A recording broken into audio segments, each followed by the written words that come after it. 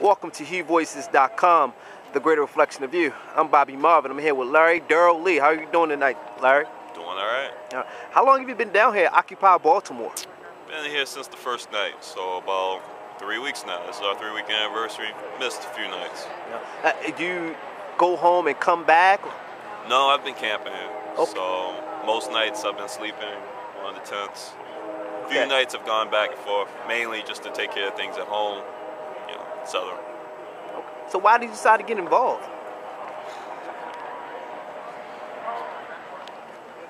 To be honest, I don't know how anybody living in West Baltimore could not feel a desire to do something proactive. I mean, the city that we live in is facing so many acute issues at this point in time. At a certain point, you get tired of complaining about it and you start saying, all right. And what issues are you alluding to exactly? I would say, I would take a general gamut. I would say the poverty rate is atrocious. We got, what is it? I believe it is a 17% unemployment rate among the black male population in this city.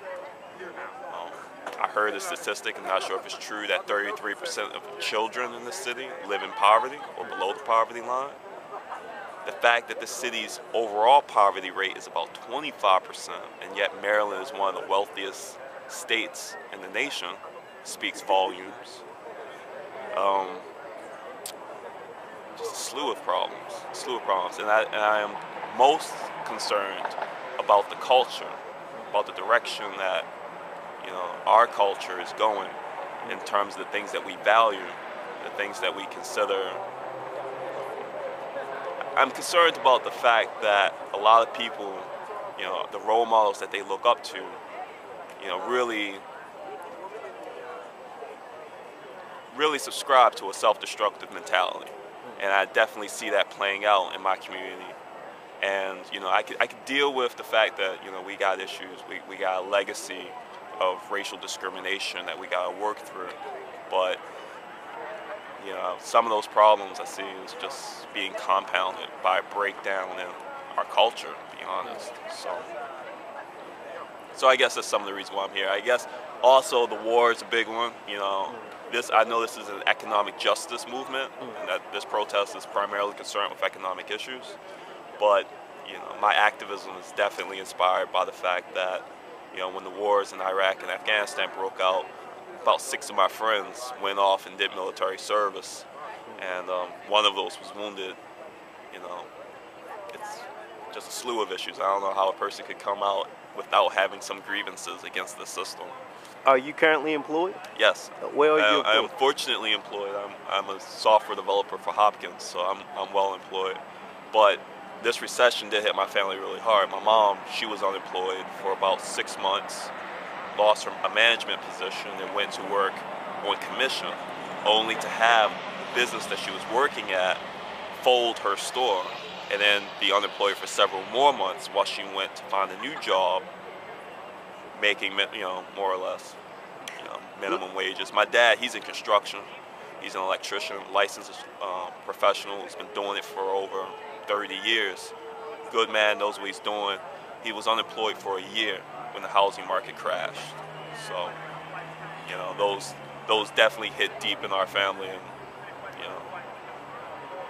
Larry, a lot of folks are wondering, what is the end goal? I mean, people are watching you guys on television, sleeping outside night and day. They have their comments, these people are crazy, I don't understand what they want. What is the end goal? I would say that this particular action, I would say that if I was to walk away and say, to set a criteria by which this can be judged a success or a failure, I would say that this action served to mobilize and awaken a segment of our population. I think before you can have any great movement, the soil, so to speak, has to be fertile. And the degree to which many of the people in the city have been disenfranchised, have become depoliticized, have come to doubt their own ability to take collective action and have that have any real effect on the situation. this movement, if it does anything, is serving as a training ground to a crew of young people who never were politically active before. You know, that in and of itself, you know, But I look around, the soil. it's not just young folks down here. No, and I that's a noticed good it. thing. No, Okay. that's a good thing. I personally am happy to see that there is a mix in terms of age, gender, race, ethnicity, etc. You know, if it was just young people, this movement would be a one-dimensional phenomenon. And it would some fail. folks think people, they don't have jobs. They're just complaining. Well, it's a common cop-out to go ahead and stereotype your opponent. You know, I see it in politics all the time. You know, you look at the Republicans and the Democrats, both sides are demonizing each other, and both of their constituents live within a media bubble in which they do not have to confront the other and face the fact that in reality, there's reasonable people, and at times, you know, even I sometimes doubt that, there's reasonable people on the other side. When I'm sitting there and I'm holding signs, you know, I get the common slur out the window, "Get a job, bum," you know, and I'm thinking, one, I have a job, you know, and two, many of the people here are highly educated and are highly dedicated professionals. You know, I myself am a software developer. Brandy, she's a postdoc studying cell signaling over at University of Maryland. We got multiple doctors, lawyers, nurses. We got people who have gone through the education system and have gotten, you know, who are intelligent people. And yet, at the same time, to be frank, we are in an economy where there are more people looking for work than there are jobs. And in such a situation, good people are not going to have work. You know, and so when I hear that very same slur, you know, I think back to my dad, I think back to my mom, and I'm thinking, you know, these are professionals who know what they're doing, who are highly qualified, who desperately wanted work, but they were in a sector of the economy where the aggregate demand for that production wasn't there. And so you saw good people being left for months without work. And it wasn't because they were lazy, it wasn't because they weren't seeking work, it wasn't because they didn't want to work, it wasn't because they weren't qualified. It was because there was a shortage of demand, you know. I don't know how to address that. I don't know what to say. I mean, to me, it's a pretty straightforward argument, you know. I mean, economics 101, law of supply and demand, you know. But it's a very common political tactic to blame the people who are on the other side for their own woes. And I think it serves also to provide a psychological comfort blanket to those people who believe those thoughts.